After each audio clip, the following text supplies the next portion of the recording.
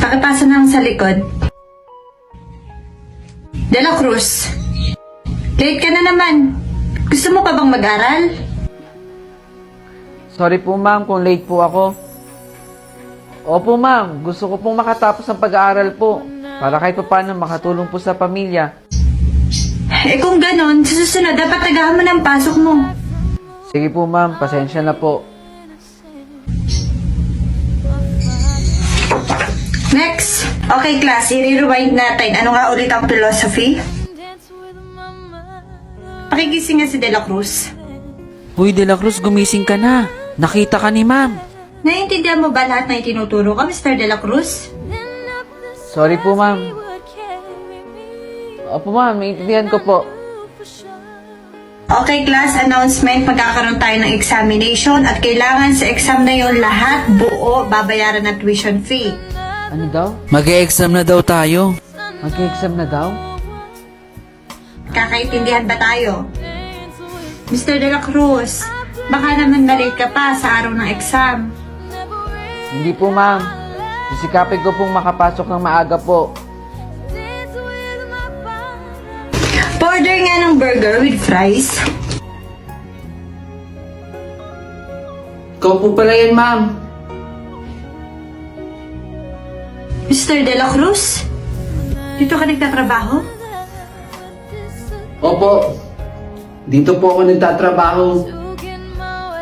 Ma'am, pasensya na po pala kung palagi po ako late sa klase ninyo. Kailangan ko lang pong kumayod para po sa pag-aaral ko. Sisikapin ko pong makapasok ng maaga po sa klase ninyo. Pagkatapos ko po dito sa trabaho, nag-aaral po ako ng maayos.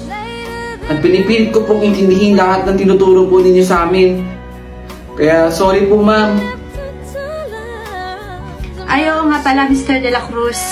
Meron nga pala bagong proyekto si Senator Win para sa mga college student. Talaga po? Magiging libre ng ating tuition fee. Malaking bagay po yun. Sa mga katulad ko pong working student. Makakapagtapos na po kami ng pag-aaral. Dahil gusto ni Senator Win na makapagtapos ang bawat batang Pilipino ng pag-aaral. Siya nga! Siya nga! Yung alin? Yung kaklase nating nangangalakal. Ah, siya ba yun? Alam mo, ang baho-baho niya nun. Umaalingasaw ang basura na kinukuha niya. Grabe ka naman, di ko naman naaamoy. Anong di mo naaamoy? Ano bang ilong meron ka? Hoy, nangangalakal ka? Di ka ba naiya sa sarili mo? Yung kinukolekta mo, basura? Pinaggamitan na ng ibang tao. Ginamit na ng ibang tao yung pinapakinabangan mo ngayon. Bakit naman ako mahihiya? Eh kung marangal naman yung ginagawa ko. Never kong gagawin niya sa buong buhay ko. Dumi-dumi. Huy, tama na yan, sobra ka na. Eh bakit ba? Totoo naman eh.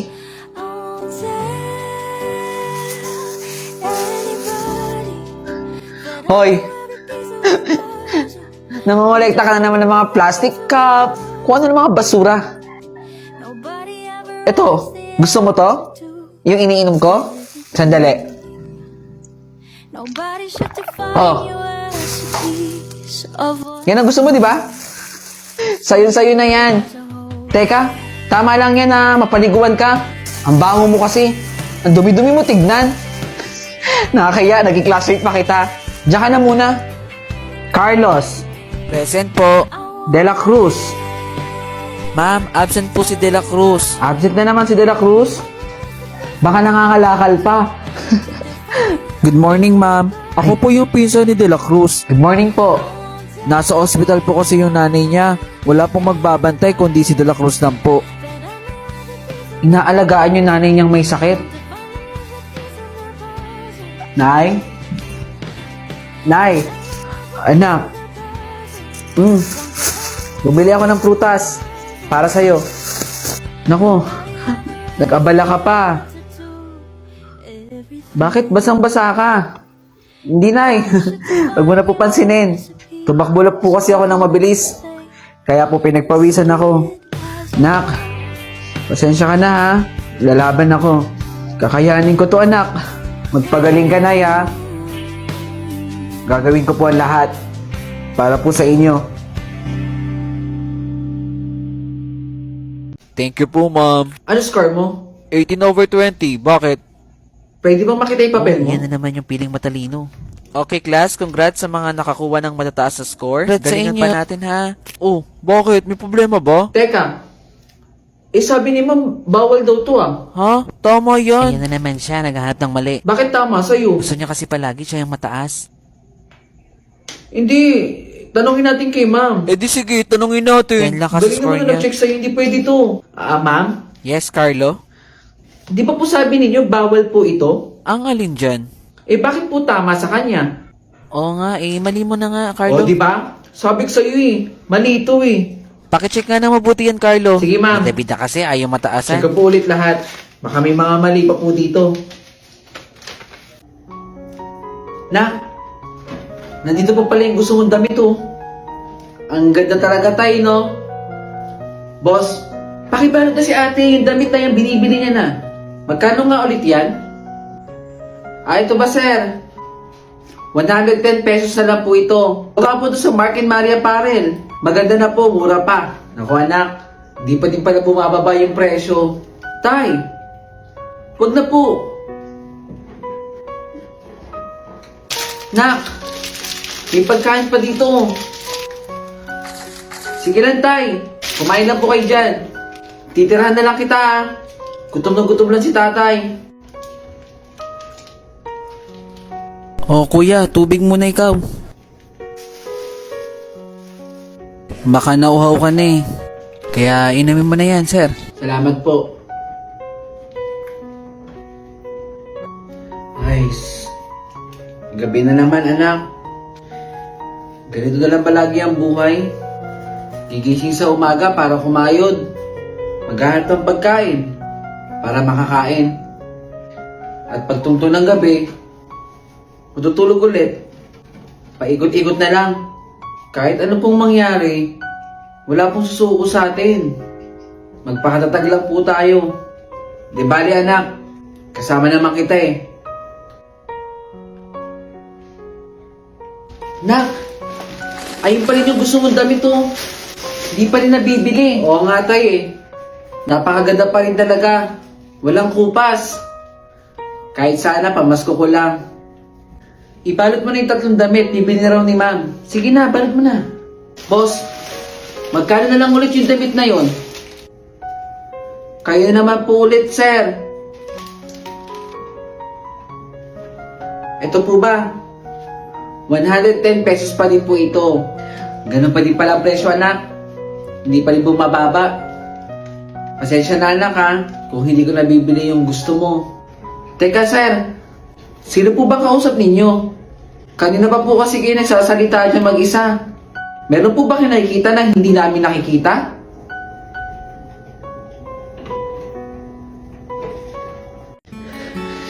Anak!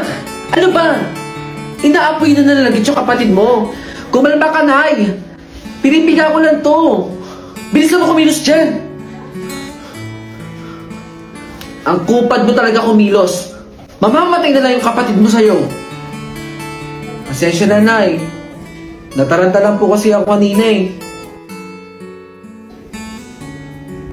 Matagal na siyang hindi umuwi dito. Iniwan na nga ata kami noon. Eto nga ang panganay ko. Ang taas na lagnat. Nay, alis po muna ako. Saan ka pupunta? Parang bis ka. Diyan lang po sa may plaza. Huwag kang uwi na masyadong gabi Baka kung mapano ka. Opo, Nay. Una na po ako.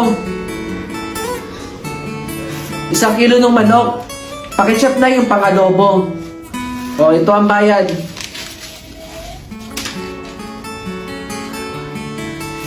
Ito, Mare. Nakakain ng 3 beses sa isang araw. Ayos naman.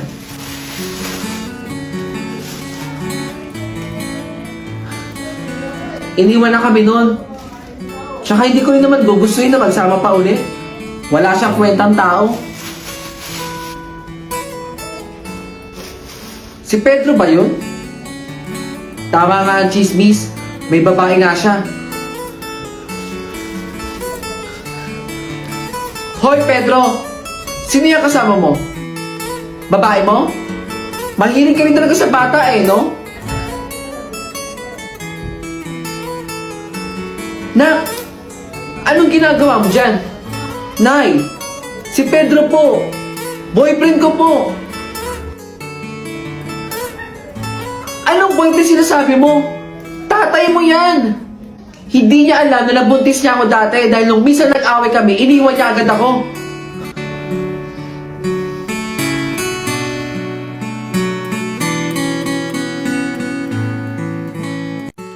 Hoy Carl, lumabas na naman ang bahay niyo. Yari ka na naman sa mama mo. Huwag kang maingay kay mama. Minsan nga lang ako makalabas eh. Hindi kita isusumbong. Basta penya ko nakakainin mo ha. O sige, tara. Pagkain lang naman eh. Walang problema. Laro tayo. Habol-habulan. Kung sino mahuli, siya ang taya. Naku! Laro na naman. Eh, madali ka nga maasar pag natatalo. Baka matalo. Puro kasat-sat. Simulan na natin. O, sige, sige. Lapag ko lang to.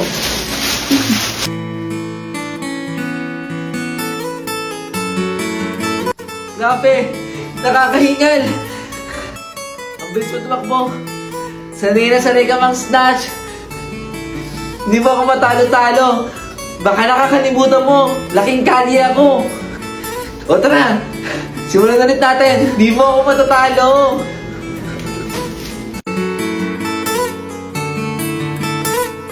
Ayun.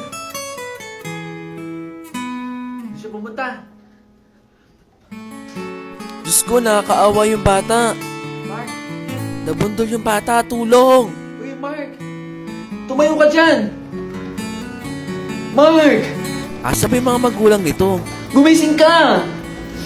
Ikaw na lang yung totoong kaibigan ko, Mark. Mark. Naghahabulan daw yan kasi sa kalsada.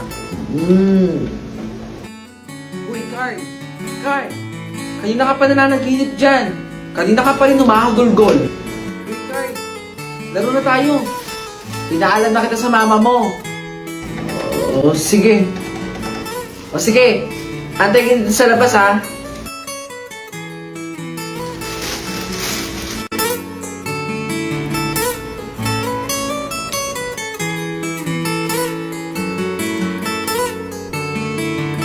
Uy, pakopi ako, dali na. Uy, dahan-dahan lang. Baka masira yung Bakit papel kayo lagi ko. gumagawa ng assignment nyo? Nako, yan na naman yung Ang pabida. assignment, ginagawa sa bahay. Hindi dito. La, kala mo di niya ginagawa to ah. Eh paano, pabida yan? Uy, yung papel ko. Good morning, class. Morning, ma'am. Okay, so our topic for today is all about quadratic equation. Ma'am, Yes, Carlo? may assignment po tayo. La, pabida siya oh. Pinaalala pa yung assignment ng putya. Bida-bida yan. Kahit kailan talaga to. Tama ba, Carlo? May assignment Opo, tayo? ma'am. May assignment po. Ito, ma'am, mo. Walang pakisama to. Ayaw mo na, feeling matalino kasi yan. Totoo naman, ha. May assignment tayo, ha. Bida-bida kasi yan. Ngayon nyo nga lang ginagawa yan, eh. What is the commotion at the back? Ngayon lang po nila ginagawa assignment nila, ma'am. Ang assignment ay dapat ginagawa sa bahay, di ba? Ipasa nyo na yan. Oo na, bida-bida ka kasi. Feeling matalino. Gagaling nyo, ha. Thank you, Carlo, sa pagpapaalala ha. Thank you, ma'am.